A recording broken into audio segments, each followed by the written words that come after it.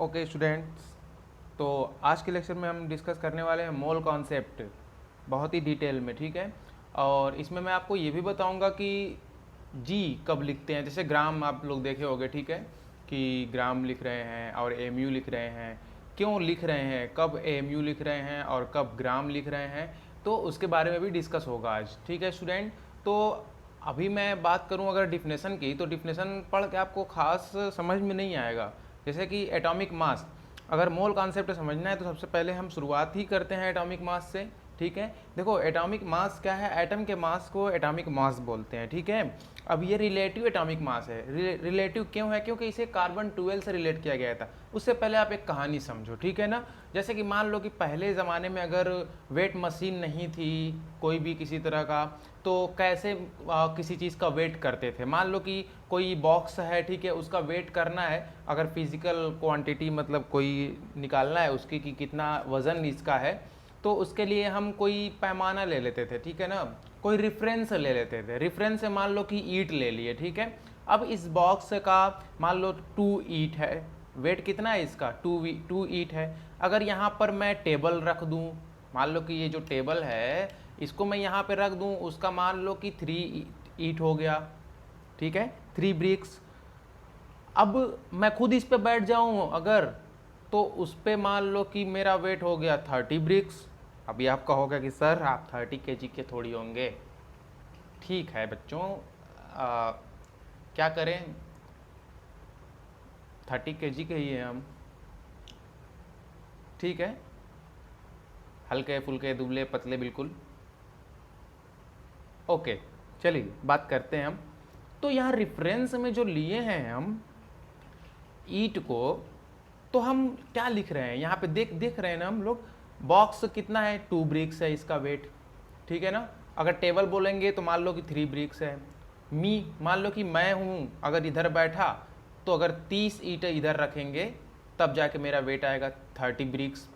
अब मान लो ब्रिक्स लिख रहे हैं बार बार बार बार, तो मतलब ऐसी एक यूनिट आ गई, ठीक है, जैसे केजी, किलोग्राम। मतलब एक ब्रिक का जब वजन किया गया, जब मशीन आई तो एक ब्रिक का जब वजन किया गया तो 1 केजी निकला, ठीक है।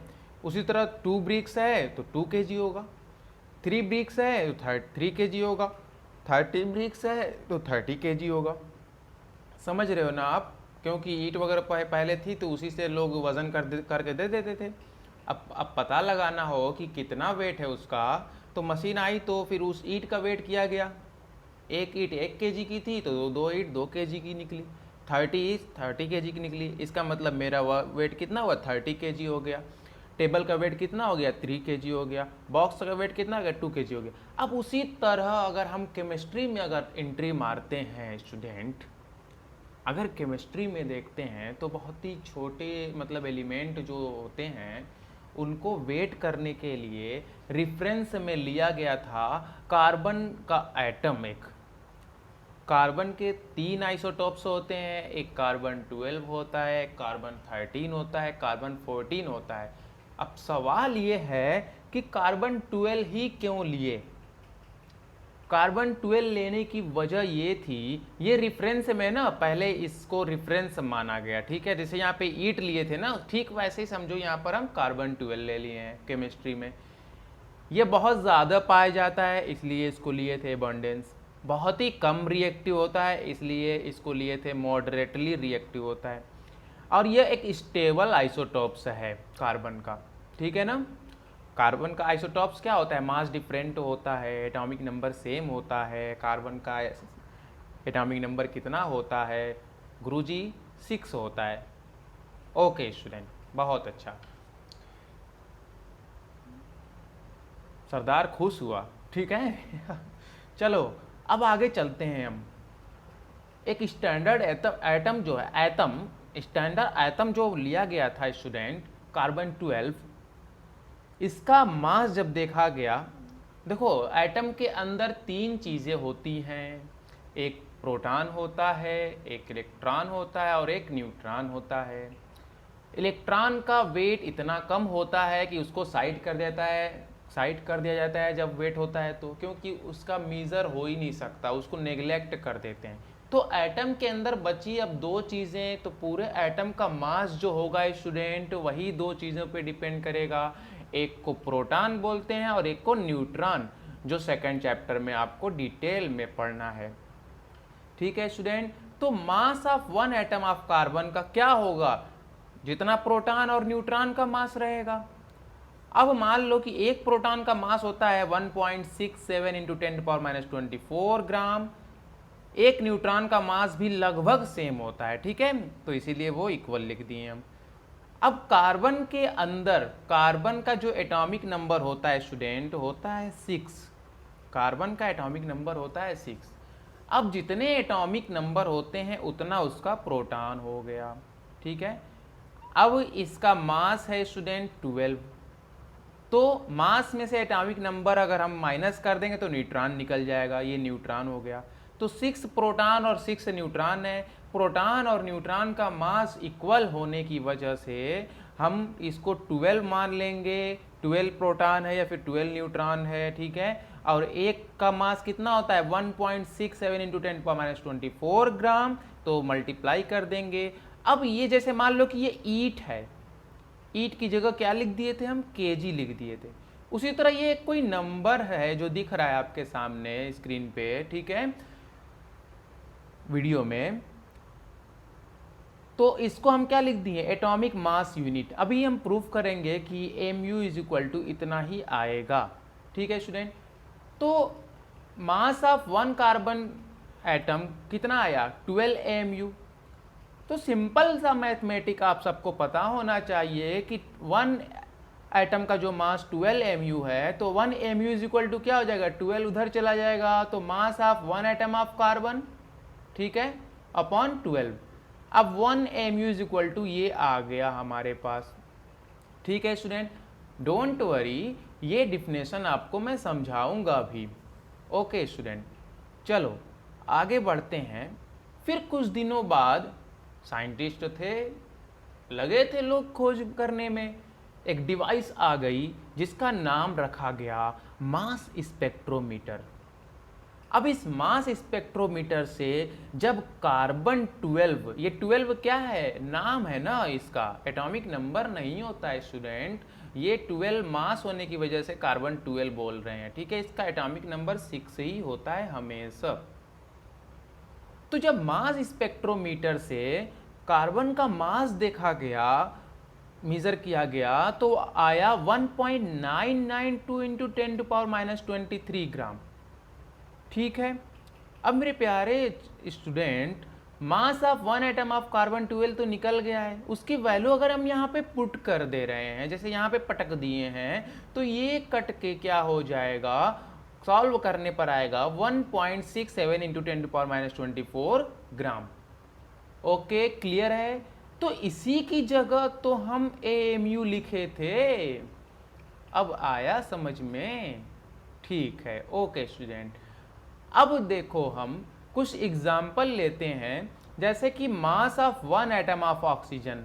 ऑक्सीजन में स्टूडेंट, ऑक्सीजन का सिंबल होता है O और इसका एटॉमिक नंबर होता है 8 और मास नंबर होता है 16। 8 प्रोटॉन हो गए और 8 न्यूट्रॉन हो गए इसके अंदर, तो वही चीज़ है, 8 8 16 हो गया। प्रोटॉन न्यूट्रॉन का मास कितना होता है 1.67 इंटू 10⁻24 ग्राम। अब इसकी जगह हम MU लिख सकते हैं, ओके बिल्कुल लिख सकते हैं, ठीक है, प्रूफ भी हो गया ऊपर, ठीक है स्टूडेंट। अब MU की जगह हम क्या लिख सकते हैं, 1 MU is equal to 1/12 into mass of one atom of carbon 12, ठीक है ना।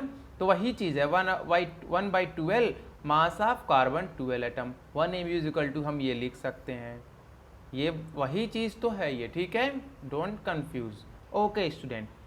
तो अब इसी तरह नाइट्रोजन का हम निकाले हैं, तो नाइट्रोजन का निकालने के बाद आ रहा है 14, ठीक है ना, और ये इसकी जगह हम लिख सकते हैं MU की जगह ये लिख सकते हैं। अब समझ में आया ना कि MU क्यों लिखे हम, एटॉमिक मास यूनिट, ठीक है ना, कैसे आया है MU, क्योंकि 1 MU इज इक्वल टू इतना होता है, 1 MU इज इक्वल टू ये होता है, ठीक है ना। अब देखो सवाल ये है डिफिनेशन का, देखो ऑक्सीजन का मास इससे कितने टाइम हैवियर है, 16 टाइम।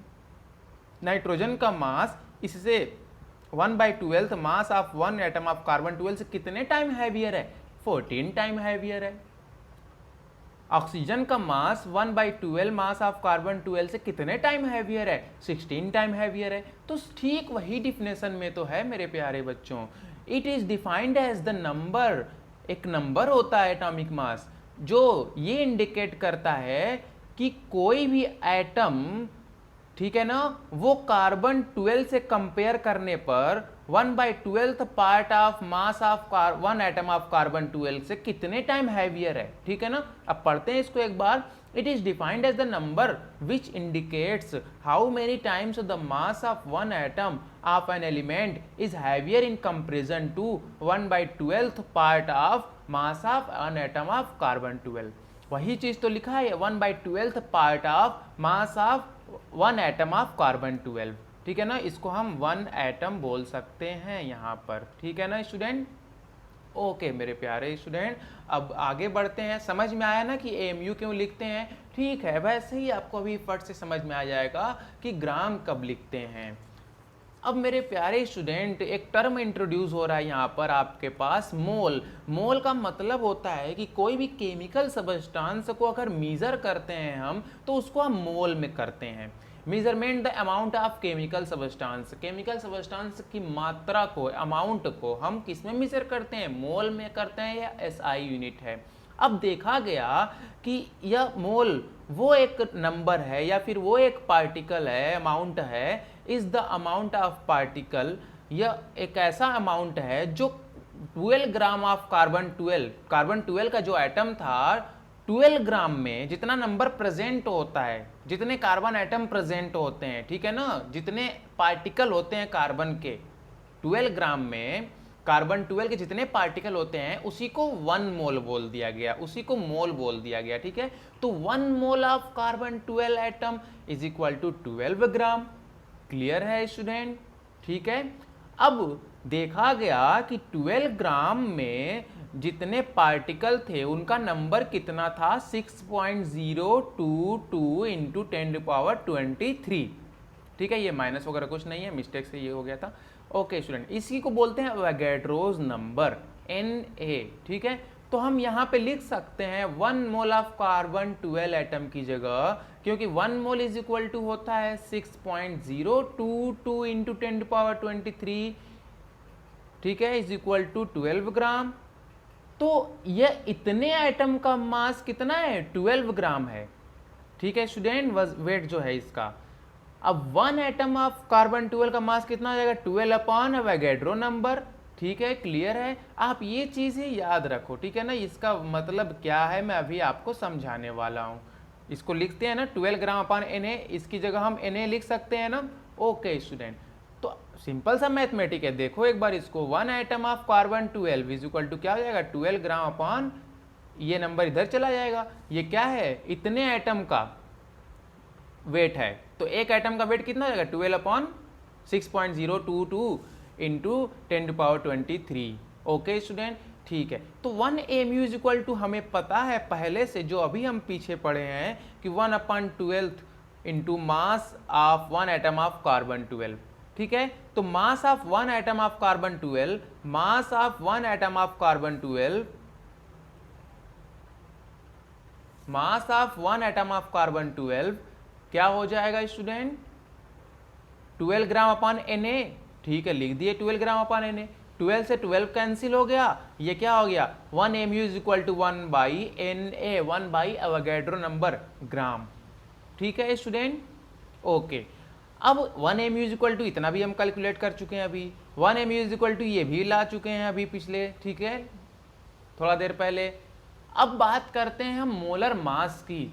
मोलर मास वही है स्टूडेंट जो एटम का मास AMU में लिखा रहता है, उसी की जगह AMU की जगह अगर हम ग्राम लिख दें तो वही हो जाएगा उसका मोलर मास। तो हम कह सकते हैं कि मोलर मास क्या होता है? ग्राम एटॉमिक मास होता है। अगर एटम का है तो, अगर मॉलिक्यूल का है तो ग्राम मॉलिक्यूलर मास होगा, और उसी को बोलते हैं 1 मोल का मास। मास ऑफ 1 मोल एटम या फिर मॉलिक्यूल को क्या बोलते हैं? मोलर मास, मतलब मास ऑफ 1 मोल एटम। ठीक है ना। अब mass of substance express in gram, उसी को मोलर मास बोलते हैं। अब आपको समझ में अभी आएगा थोड़ा सा ये कि जब एग्जाम्पल लेते हैं हम, मान लो कि molar mass of oxygen atom, molar mass of oxygen atom, तो क्या लिखते हैं, लिख सकते हैं हम, क्योंकि मोलर मास जो होता है मास ऑफ 1 मोल एटम होता है, ठीक है ना। तो molar mass of oxygen atom को हम लिख सकते हैं मास ऑफ 1 मोल ऑक्सीजन एटम। 1 मोल का जो मास होता है उसी को मोलर मास बोलते हैं। तो 1 मोल ऑक्सीजन एटम में कितने एटम, Na एटम, ठीक है ना, 6.022 इंटू 10⁻23 एटम। तो mass of 1 oxygen atom into Avogadro number लिख सकते हैं इस पूरी क्वांटिटी को, ठीक है ना। मास of 1 oxygen atom into Avogadro number, ये एक साथ मिला के क्या बोलेंगे इसको, मास of 1 mole oxygen atom. Clear है स्टूडेंट। देखो मास ऑफ 1 मोल ऑक्सीजन, मान लो कि मास ऑफ 100 ऑक्सीजन एटम, ठीक है, तो उसको हम लिख सकते हैं ना मास ऑफ 1 ऑक्सीजन एटम इंटू 100 ही आएगा, वही चीज है। मास ऑफ 1 मोल ऑक्सीजन एटम, इसको लिख सकते हैं मास ऑफ 1 ऑक्सीजन एटम इंटू 1 मोल, मतलब एवोगैड्रो नंबर। तो अब देखो मास ऑफ 1 ऑक्सीजन एटम को हम निकाल के कैलकुलेट कर चुके हैं पहले ही, 16 AMU आता है, ठीक है। मास ऑफ 1 ऑक्सीजन एटम कितना है, 16 AMU into Na Avogadro number. अब यहाँ पर AMU is equal to 1/Na लिख सकते हैं ना, अभी ऊपर मैं उसको लेकर आया हूँ, ठीक है ना, 1/Na ग्राम, जैसे यहाँ पर दिख रहा है आपको। ओके, तो ये Na से Na कैंसिल हो गया, अब देखो ग्राम आ गया ना।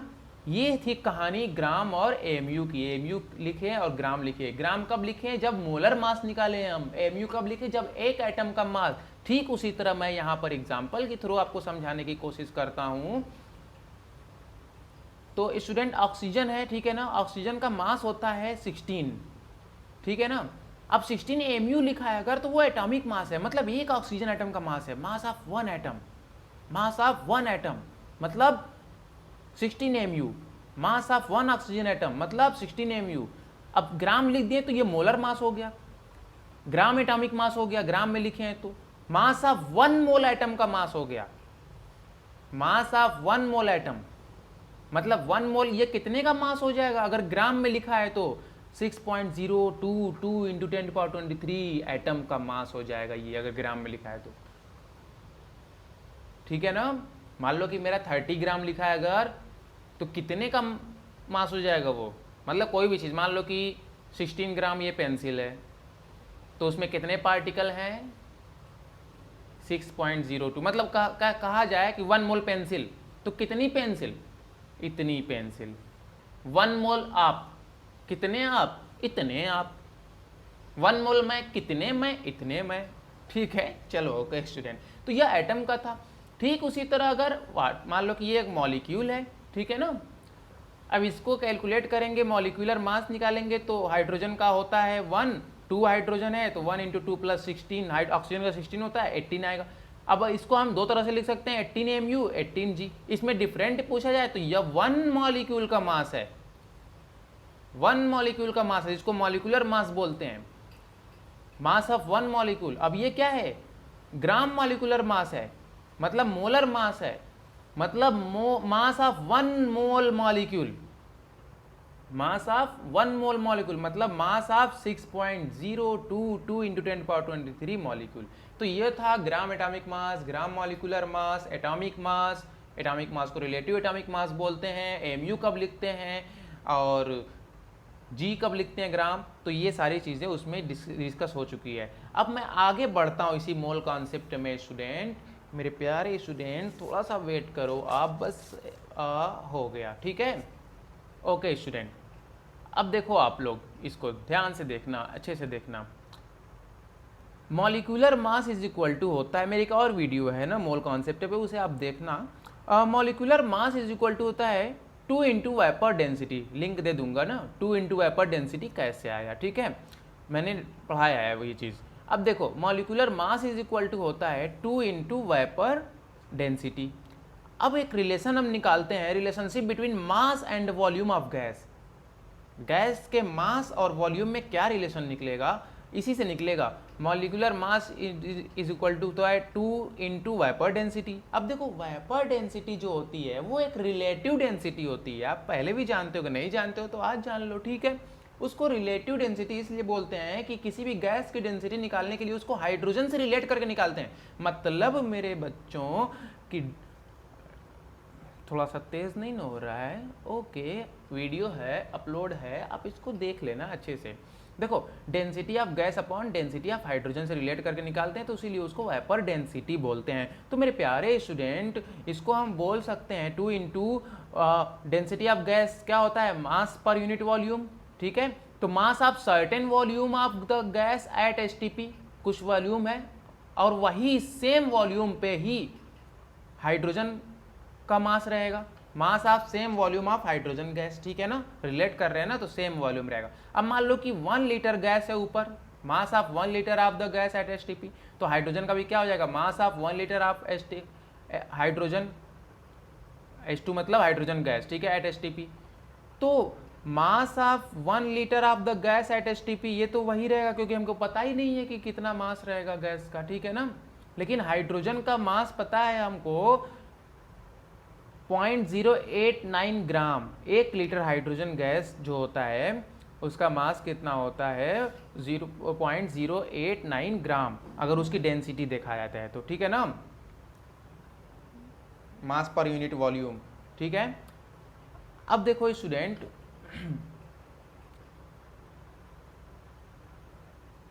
यहाँ से अगर इसको कैलकुलेट करेंगे तो आएगा ये वॉल्यू। अब ये जाना पहचाना आपको लग रहा होगा, ठीक, इसीलिए मैं बताने के लिए किया, ये समझाया हूँ, आपको बताया हूँ कि ये आया कहाँ से, ठीक है ना। तो ये ऐसे कैलकुलेट करके आया है। ओके स्टूडेंट, तो 22.4 into mass of 1 litre of the gas at STP, mass of 1 litre of the gas at STP. Okay, बात समझ में आ रही है, ठीक है। अब देखो, इसको हम ये भी लिख सकते हैं mass of 22.4 litre of the gas at STP, तो मॉलिक्यूलर मास में ये रिलेशन हो गया है, ठीक है ना। अब अगर मेरे स्टूडेंट ये मास जो है 22.4 लीटर ऑफ द गैस का, अगर ये मास ग्राम में रहेगा तो उसको बोलेंगे gram molecular volume.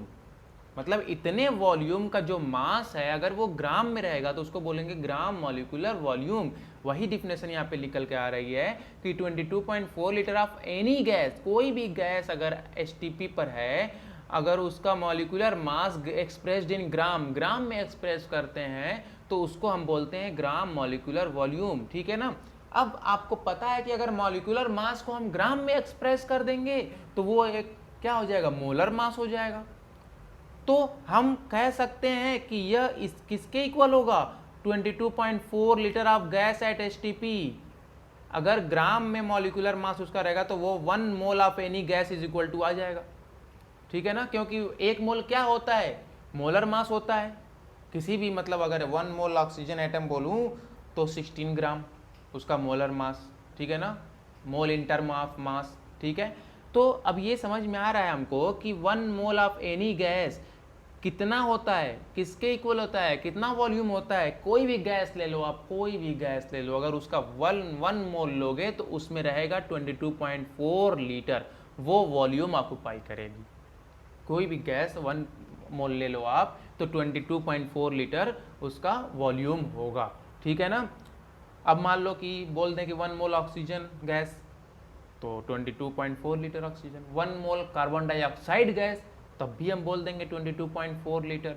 Okay student, तो 1 मोल इज इक्वल टू, हम ये समराइज कर दे रहे हैं थोड़ा सा मोल कॉन्सेप्ट को।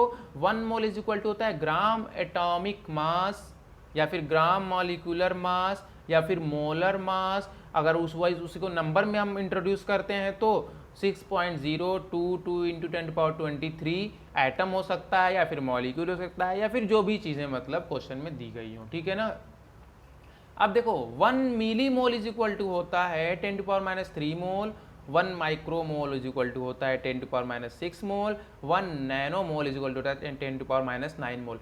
अब बात करते हैं हम, थोड़ा सा स्टूडेंट्स को प्रॉब्लम थी मॉलिक्यूलर मास फाइंड करने में। मैंने कुछ क्वेश्चन दिया था तो कुछ स्टूडेंट उसको सॉल्व नहीं कर पाए और कुछ किए तो थोड़ा बहुत उसमें गलतियां थी।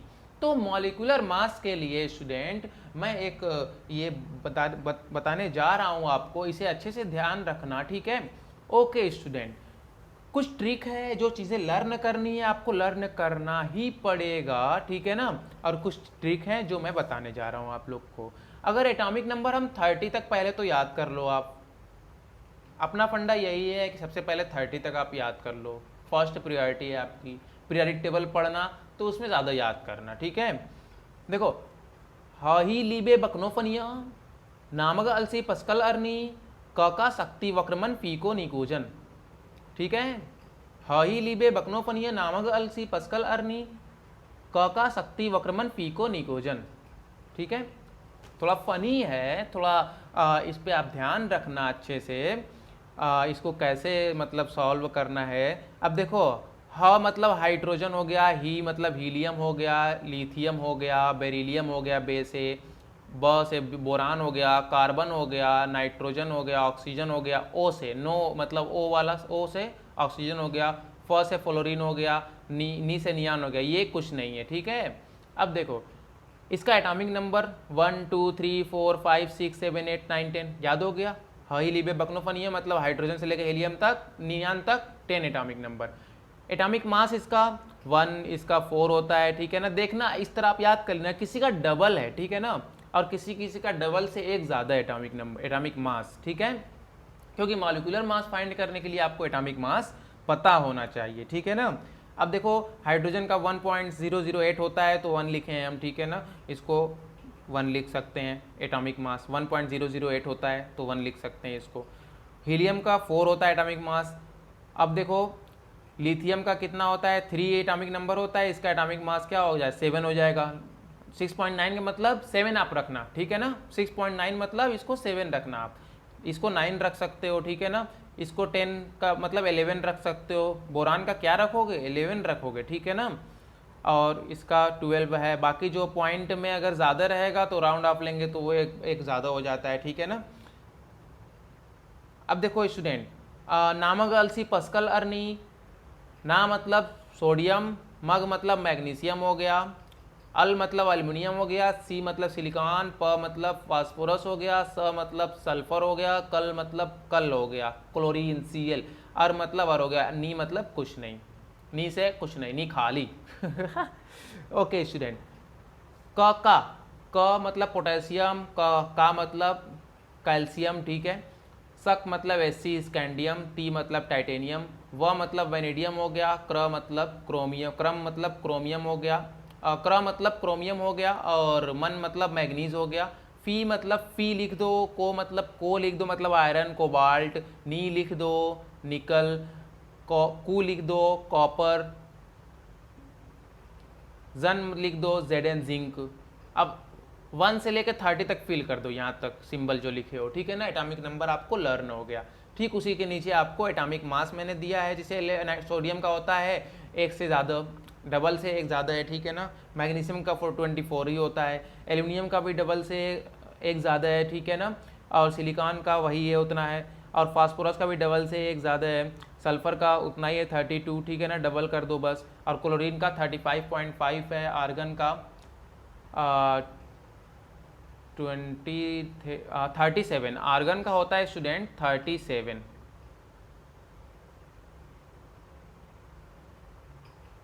ठीक है ना। आर्गन का होता है स्टूडेंट 37। ओके, अब मेरे प्यारे स्टूडेंट्स, तो अब बात करते हैं कुछ एक्स्ट्रा आपको मैं बताने जा रहा हूँ, उसको भी आप ध्यान रखना। आयोडीन का सिंबल आई होता है, सिल्वर Ag, मरकरी Hg होता है, यूरेनियम U होता है, गोल्ड Au होता है, लेड Pb होता है। एटॉमिक नंबर ये दिया हुआ है, ठीक है। इसका एटॉमिक मास दिया हुआ है। आप ये कॉमन है, ठीक है ना, क्वेश्चन में पूछे जाते हैं, इसलिए मैंने इसको इतना आपको बताया है। आप इतना लर्न कर लेना इनफ है। कोई भी आपको फार्मूला टाइप का मोल कॉन्सेप्ट का क्वेश्चन लगाना तो उसमें मोलर मास का पूछेगा तो हम क्या करेंगे, उसको मॉलिक्यूलर मास को ऐड करेंगे, ग्राम में लिख देंगे तो मोलर मास हो जाएगा। मॉलिक्यूलर मास कैसे निकालेंगे हम, एटम के मास को ऐड करके निकालेंगे। अब एटम का मास तभी ऐड हो पाएगा जब हमें लर्न रहेगा एटॉमिक मास, ठीक है। तो उसी तरह अब यहाँ पर देखो, फाइंड मॉलिक्यूलर मास, H2O है, ठीक है ना। अब हाइड्रोजन कितना है यहाँ पर 2 है, तो 2 लिख दो पहले इंटू 1। देखो कैसे सॉल्व करते हैं, 2 है ना, 2 लिख दो इंटू 1, प्लस ऑक्सीजन कितना है 1 है, 1 लिखो इंटू 16, क्योंकि ऑक्सीजन का एटॉमिक मास कितना होता है 16। अब इसको बॉडमॉस रूल से ही आप सॉल्व करना। कुछ स्टूडेंट क्या करेंगे 1 1 2 और 2 2 ज़ा 4 और 16 4 ज़ा 64। वाह वाह वाह ऑसम। ठीक है, तो ऐसा कुछ नहीं करना है आपको, बॉडमॉस रूल फॉलो करना है। तो पहले मल्टीप्लाई करेंगे, ठीक है ना, उसके बाद प्लस माइनस करते हैं। ओके स्टूडेंट, तो इसका आप लोग ये सारे जो है आप कैलकुलेट करके A B C D E F G answer मुझे कमेंट करो। A का कितना आएगा, B का कितना आएगा, C कितना आएगा, D कितना आएगा। अब यहाँ देख लो, मैं यहाँ पे थोड़ा सा बता दे रहा हूँ आपको। जैसे मैग्नीशियम सल्फेट है इन .7H2 है, तो यहाँ पर भी प्लस लगेगा, मल्टीप्लाई कहीं नहीं लगाना है, ठीक है ना। बस मल्टीप्लाई अगर एक एटम एक से ज़्यादा है तो वहाँ पे मल्टीप्लाई लगाना है हमको। बाकी दो एटम को अगर ऐड करेंगे एटॉमिक मास को तो ऐड करना है तो प्लस ही लगाएंगे, ठीक है ना। जैसे मैग्नीशियम 1 है तो 1 मैग्नीशियम, ठीक है ना, इंटू कितना होता है एटॉमिक मास मैग्नीशियम का 24 होता है। सल्फर भी 1 है तो 1 × 32 होता है। और ऑक्सीजन देखो 4 है ना, तो 4 लिख दिए इंटू एक ऑक्सीजन कितना होता है 16 होता है, तो 16 लिख दिए, प्लस 7 वाटर का कितना होता है 18 होता है, 7 × 18। ओके स्टूडेंट, आपको समझ में आ रहा है। जैसे यहाँ पर अगर देखें तो पोटेशियम है तो 4 × 39 लिख दिए, पोटेशियम का 39 होता है, प्लस लगाएंगे, ठीक है ना। इसके बाद इसको सॉल्व करके सबको ऐड कर देना, इसको सॉल्व करके इसे ऐड कर देना, प्लस लगा दिए ना। अब फ्लोरीन का 19 होता है तो 1 × 19 1 फ्लोरीन है, प्लस कार्बन कितना है 6 है, ठीक है ना। कार्बन कितना होता है 12 होता है, 6 × 12।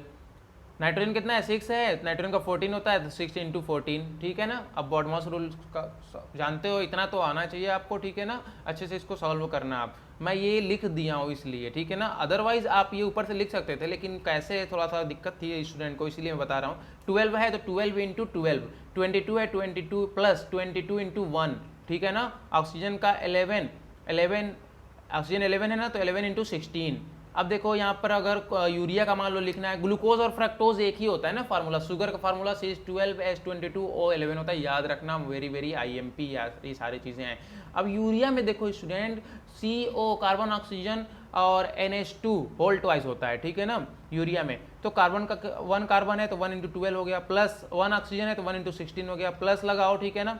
नाइट्रोजन कितना है 2 है ना, तो 2 × 14 हो गया। हाइड्रोजन कितना है 2 है और 2 2 ज़ा 4 हाइड्रोजन है, ठीक है स्टूडेंट, तो 4 × 1। अब ये आप फटाफट कमेंट करो आंसर को। अगर इसमें आपको कोई भी डाउट्स है तो आप कमेंट कर सकते हो स्टूडेंट, और ये सारी चीज़ें आपको लर्न कर लोगे तो अच्छे से आपको क्लियर हो जाएगा।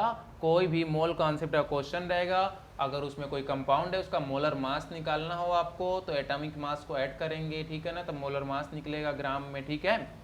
समझ में आ रहे हो ना मॉलिक्यूलर मास, क्योंकि अक्सर मोल कॉन्सेप्ट में क्या होता है ना, मॉलिक्यूलर मास फाइंड करना पड़ता है, ठीक है। क्योंकि मोल का फार्मूला क्या होता है मास अपॉन मोलर मास, या फिर मॉलिक्यूलर मास उसको कह लो, ठीक है ना। तो मॉलिक्यूलर मास कैसे आप निकालोगे जब आपको ये सारी चीज़ें लर्न रहेंगी, ठीक है ना स्टूडेंट। ओके, गुड डे, आप पढ़ाई करते रहो अच्छे से, ऑल द वेरी बेस्ट।